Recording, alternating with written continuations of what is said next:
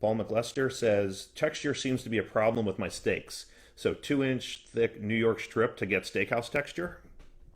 This is referring to me earlier saying I use thicker steaks in general. I I find that the thinner the steak is, the harder it is to get a good sear on it without overcooking it when you do sous vide. So if I'm cooking for me and my wife, we don't each need a 2-inch thick big strip steak. So I'll just get one, sous vide it, and when I sear it, I'll cut it in half. And the presentation's less fancy, but it gets a lot better sear, and I think it has a better texture at the end. And if you are looking for a good presentation, you can plate individually by slicing the meat and putting it on the plate. But that's something I would look for. It's important to remember that there's a wide variety in quality of meat too. I'm not sure exactly what type you're getting, so this may not be an issue for you. But a select strip steak is I've they're not one of my favorite cuts of meat. I think they're a little tough. They don't have a lot of marbling and a lot of flavor in them, so I don't really like them or the texture of them.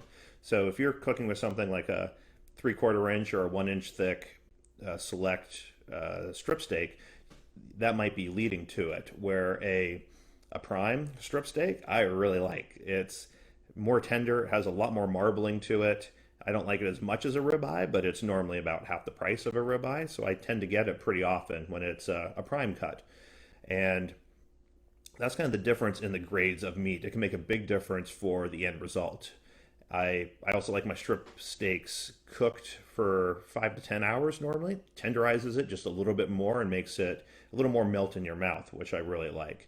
While sous vide can do a lot, sous vide can make the cheap strip steak taste like the best strip steak, the best cheap strip steak you've had. It's not going to make it taste like a 28-day dry aged prime rib.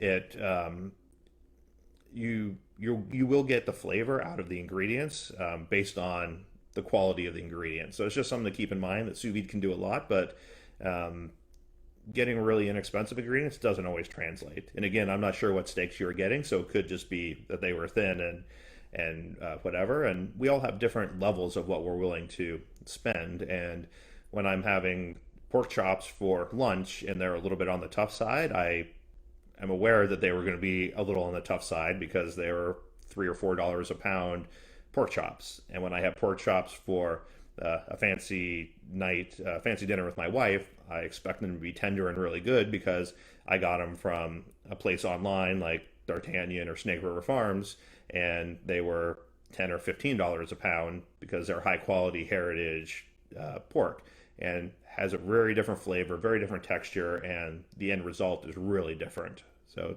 just keep in mind the better the ingredients, the better the end dish, but we all use what we can depending on the circumstances.